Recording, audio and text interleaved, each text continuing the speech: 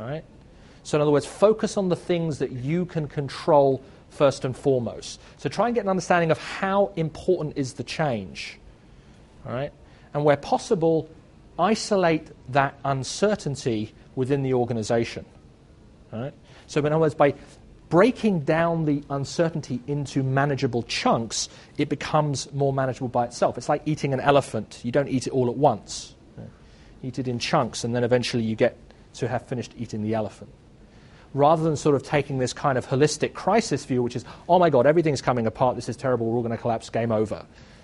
So slow down, look at what's really happening to your business, focus on those things which you can control, and break out uncertainty into manageable and understandable chunks.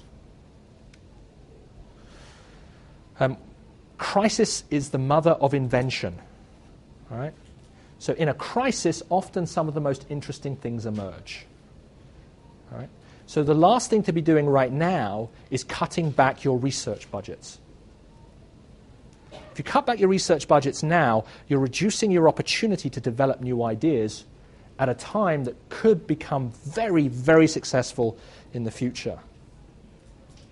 Yeah? But it's easy to cut the research budget because that's the softest. Well, maybe the university donations budget is even softer. Right? But in many companies, research budget is soft, but don't cut it. And the last one is share the pain. So let's finish up here by talking a little bit about the difference between tactics and strategies.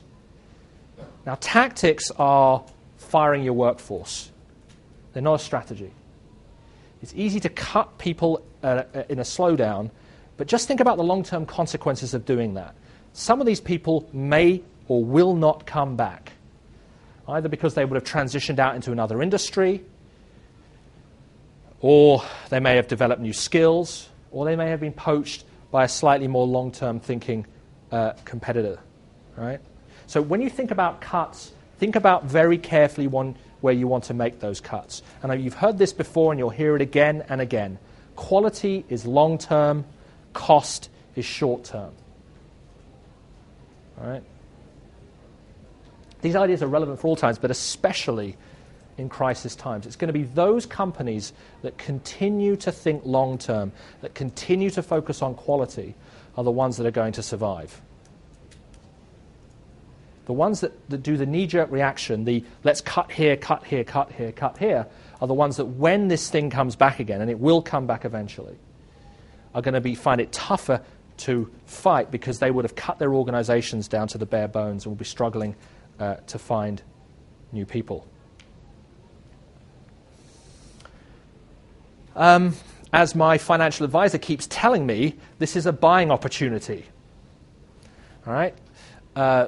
Asset prices have fallen. So if you do have any cash, buy something. Buy an asset. Now this has two effects. I mean, firstly, you acquire an asset maybe below a long-term asset price level. And secondly, by buying something, you're actually going to help the economy grow again because you're putting money into the economy by making that acquisition, unlike the banks who are just building more bank branches in the city. Have you noticed that? Every time a retail facility goes out of business, a bank puts a bank branch there.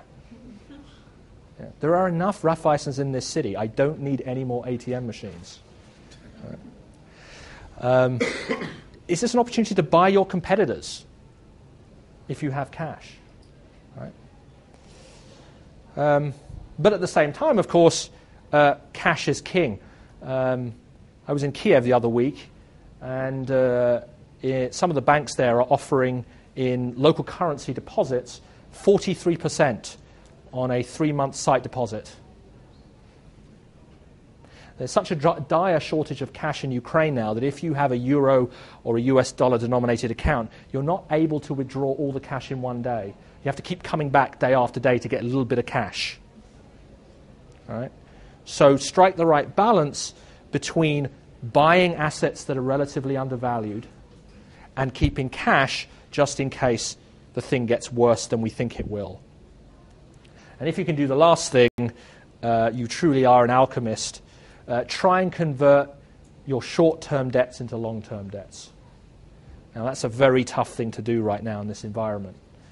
Most banks probably will not say, yeah, sure, we'll extend your credit terms for another 10 years. But if you can do that, that's certainly one thing to do. That's exactly what the US government is doing.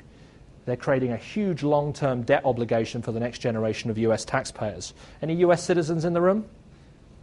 Any US taxpayers? No? Well, you're going to be paying for a few years to come for this. Another idea is developed by a guy called Clayton Christensen at Harvard Business School. This idea of disruptive innovations. All right? So are there ways in which you can offer your service or product at a lower price by increasing what we call the degree of co-production? What is that? Co-production is when you get your customer to help you produce it. You're going, huh? What's that? Well, the easiest illustration is in the service industries, self-service. All right? So just take the airline business for a moment. It's not going to be Malev that survives this crisis, the full-service airline with too many employees serving you pretzels on an empty plane. It's going to be the low-cost carriers, the fapadosh, the guys that let you check in online, that have the minimum number of people operating the plane, and get you involved as much as possible. Well, you don't fly the plane. They're not going to get that far. I know that Ryanair were thinking about asking you to pay to use the toilet. There was a funny cartoon the other day of a guy checking in at the airport, and he had a toilet with him. And the check-in attendant said, "Excuse me, sir, why are you bringing a toilet?" He says, "It's my hand luggage for the flight." I suspect that sort of Ryanair sort of view that all publicity is good publicity. I don't think they're serious about it, but it's certainly got a day and a half's news coverage for Ryanair. But it's companies like that that focus heavily on self-service that are going to come through this crisis because they're sharing the costs, sharing production, not the cost of production, but they're sharing production. And what they're doing is also generating more and more residual income by charging for extras, so paying £1 to use the toilet. That's a rather poor metaphor. I shouldn't take that too far. Another thing is, can you think of ways you can eliminate wasteful, paper-driven activities? As we know, Hungary is papírország. Right? Are there ways in which we can reduce that? Can we find ways to offer a product or a service without the need to sit down and sign 4 pieces of paper in blue ink? Because that's what we do right now, right? And this is what we call X inefficient.